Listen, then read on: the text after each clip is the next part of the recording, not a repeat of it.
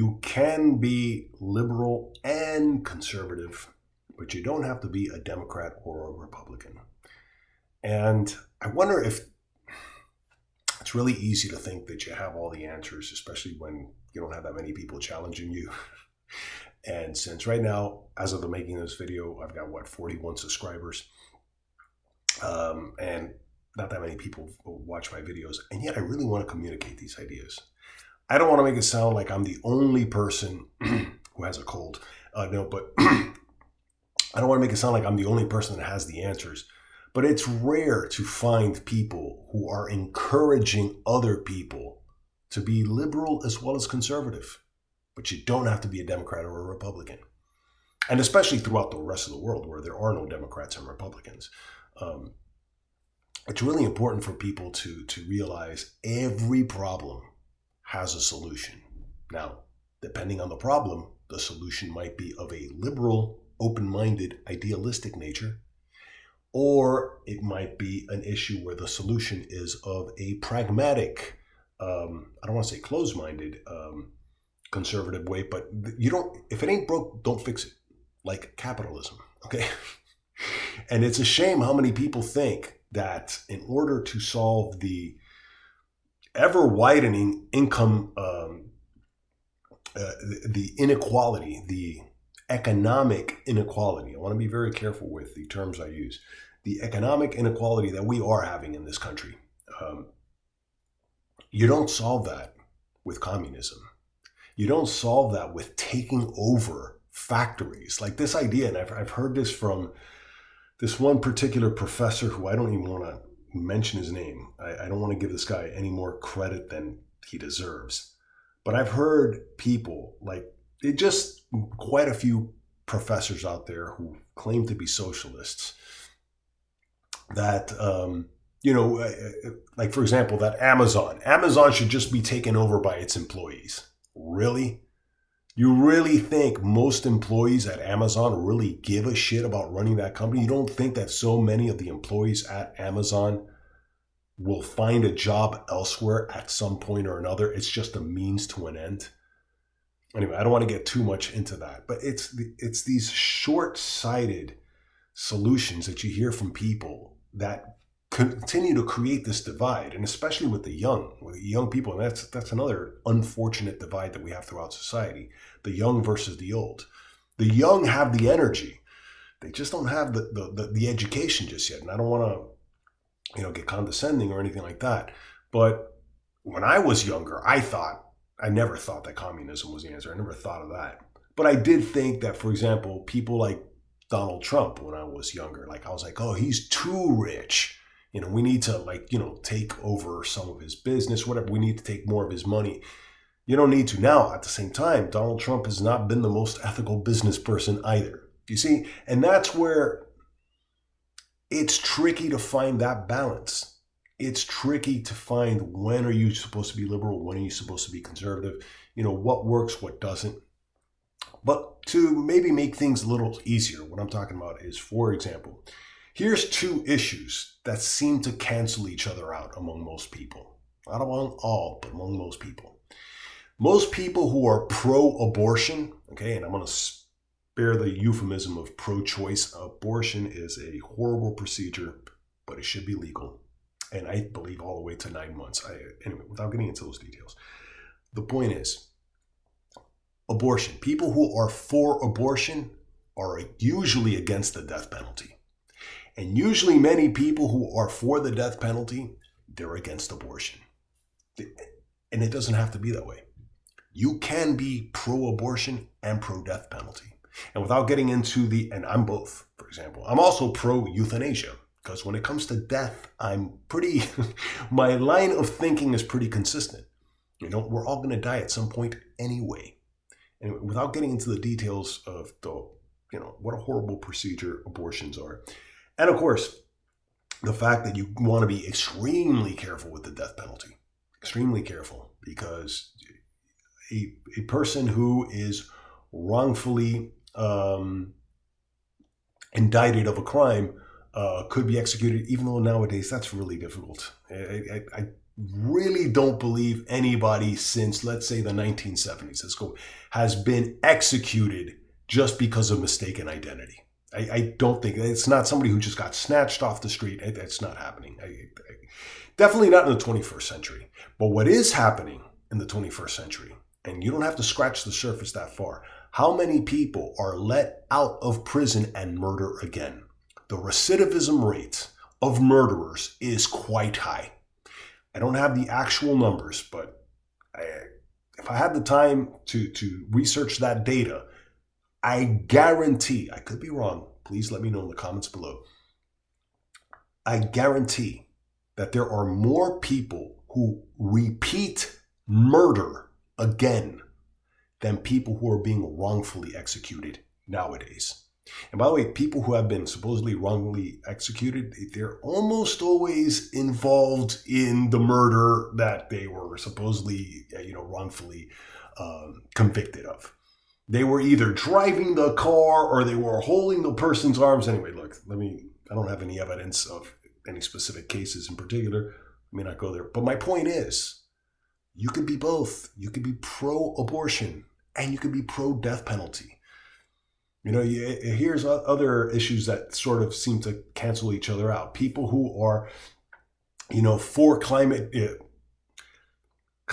change activists, or people who claim that, climate change is apocalyptic. If you're on the left and, oh my God, we need to, and there are people who I've read this in books, by the way, by notable people. Again, I don't want to mention any names, where they have actually suggested taxing the airline industry out of existence. I've read that. And we need to just pretty much stop driving cars. We should only have trucks for transportation. And most people should, really adjust to riding bikes. I love riding bikes, by the way. Not for like 20 miles if I have to go to work. One way and then back. Yeah, the impracticality of those people. And then you have the other extreme, the people who almost believe that there is no climate change whatsoever. There is clearly, it's beyond the gray area. Let's just look at the facts. The Earth is not going to careen out of orbit if we don't listen to people like Greta Thunberg or AOC. Those two, I guess, are worth mentioning. At the same time, we need to do something about environmental pollution. No doubt about that. We need to think of more sustainable solutions. Again, the point is, you can be liberal and you can be conservative, but you don't have to be a Democrat or a Republican. You don't have to be a loyalist to either one of these two parties that are incredibly corrupt and inept. I mean, with people like AOC, quite frankly, again, kudos to her for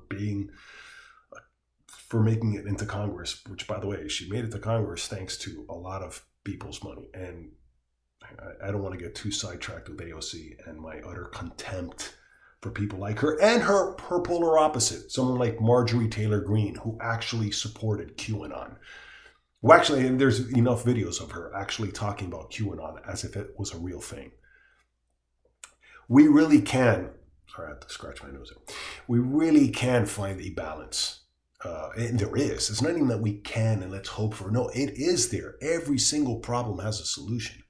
Some of them are liberal in nature. Some of them are conservative in nature. And we need to do a better job at arriving there. And we need to stop listening to the bad faith actors. I think if there's one message I really want to drive home, and I wish I would have thought about it at the beginning, but look out for the bad faith actors. Really look out for the AOCs, for the Marjorie Taylor Greenes, for those people that are at the extremes. Those people who basically, they encourage people to be tribal. They encourage people to pick a side. They encourage the divide. And anyway, for the few people who watch my videos, let me know if this works, because I would like to make more videos. I like to communicate more, okay? And yet I don't really want to be showing my face, especially with a glare on my head and stuff like that. And yet, I don't know, I'm trying to see what works and what doesn't. And more than anything, it's about the ideas. But let me know if this video works. for you. Let me know in the comments below. By the way, you're more than likely going to be either a cousin or a friend, because I think those are the only people watching my videos. But I want to keep doing this, man, because I know every single problem has a solution. And for me, one of the biggest problems I really want to solve is healthcare. Yeah, I'm not saying that I'm going to solve it single-handedly. My point is, healthcare is, I mean, what adjective or adverb can I, it's abusively overpriced, and healthcare providers themselves know it. At one point, it was the healthcare. You could almost blame it all on the private insurance companies, which we need, by the way. And no way, shape, or form am I suggesting a Bernie Sanders style healthcare solution, which I don't even think he himself knows how that would work. You know, especially when he was pressed on, hey, this is going to cost like $30 trillion. Anyway, I'm not suggesting that. We need competition, and private insurance companies, believe it or not, they help mitigate the cost of healthcare.